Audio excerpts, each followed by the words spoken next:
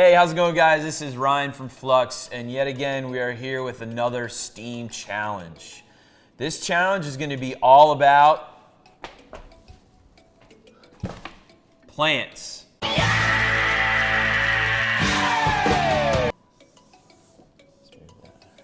So before we start talking about what the challenge is, let's take a deeper dive or a look at what plants really do.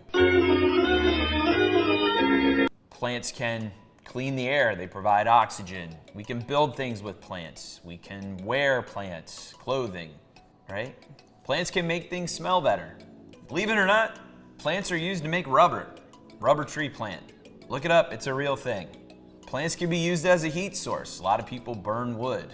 This is educational content at its finest level. Plants can provide a habitat for animals. They can prevent things like soil erosion as they're used along the riverbanks. What's around the river? Plants can also be used as a natural pesticide. And obviously, plants can be eaten and consumed. If you think about it, plants are essential for human survival. They're needed for the world. For anything to live, breathe, and function, we need plants. So now that we understand what plants are used for and how we use them and where they come in handy, let's take a look at what plants really need to survive. For this part, let's step into what we like to call the Flux fuse. So think about it. What do plants need to survive? Water. Do we have water? Ding! Yes, plants do need water to survive. What else do plants need to survive? Plants need something called nutrients or fertilizers. Do I see nutrients? Ding! What about air? Do we see air? Ding! Air. Plants need air. They need carbon dioxide in the air to help them with the photosynthesis processes. They take the CO2, they put out oxygen. What else do plants need to survive? What about light? Do we see light? Ding! Yes, we have light. So if we recap, we have light, air, water, and nutrients. And I learned this last night, I kid you not, on the internet, that acronym spells LAWN. Lights, air, water, nutrients, LAWN. What about soil? Do we see soil as a necessary thing for plants to survive?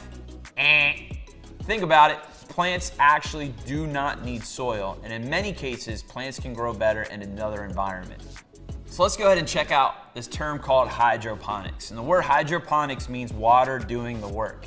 And in a hydroponic grow environment, plants aren't put in soil, but they're put in water or other kind of medium that's going to allow the plant to grow. And in many cases, hydroponics can yield a higher yield of produce or create a higher yield of produce. So let's check out something really cool and one of our own hydroponic systems here in Flux, the Flex Farm, created by our good partners at Fork Farms. All right, hey guys, so we left the studio. Now we're out here checking out our awesome hydroponic system created by the guys at Fork Farms, and they call this the Flex Farm. So it's a self-contained hydroponic growing system that all it uses is water, there's no soil, has a light source, and plants grow in this system. So how cool is that? And yes, I like to state the obvious, I am wearing a Fork Farm shirt. I know it can get distracting because it's pretty cool. I like to make another point about the shirt. It has a really cool pen holder, and I will be keeping a pen in there. The word hydroponics, it's a Latin word that literally means working water. It's these systems are a way to grow plants where the water does the work. The water takes the nutrients the plants need, and the water supplies the plants, obviously, with water. So in this Flex Farm system, there's 2 water tanks that has nutrients in the bottom. There's 1 water pump, and the water gets pumped up to the top, and the water trickles down over the roots that are growing in the root chamber. So again, simply put, hydroponics means growing plants without soil. So why does hydroponics work so well? Well, it's pretty simple because you give plants exactly what it needs when you need it. We have a light source here that's on the bottom that's set on a timer, and that can be set to how many hours the plants need for sunlight. The nutrients are in the water, and again, the water brings the nutrients to the plants. So in hydroponics, it's a lot easier. Growing plants in soil can be very tricky. You have to balance different things like pH, make sure there's no bugs, and there's also a risk for bacteria. Hydroponics is really changing the game because with these systems, you can grow any produce any time of the year indoors. So really cool stuff with the Fork Farms Flex Farm and their work in hydroponics. And we're really excited to be able to sit down with Alex Tank, the inventor of the Fork Farm.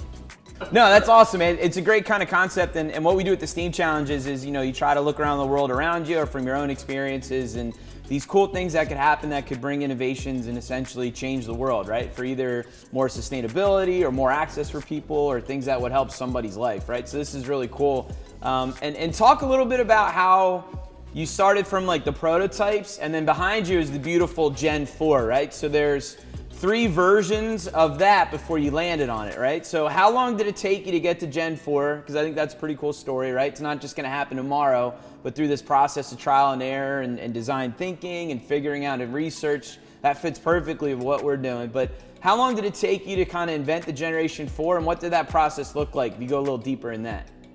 Yeah, great question. So when I had the initial idea of just trying to create an indoor farming system that's more efficient, I bought every grow light at the time that had ever been made, and I bought like all sorts of different parts of material that would allow me to configure things differently, and I tried probably about 30 to 35 different system prototypes before I landed on the ultimate design form factor, if you will, right? Like the kind of idea of growing in around those reflective panels. How many years or how long did it take you to kind of come up with Generation 4?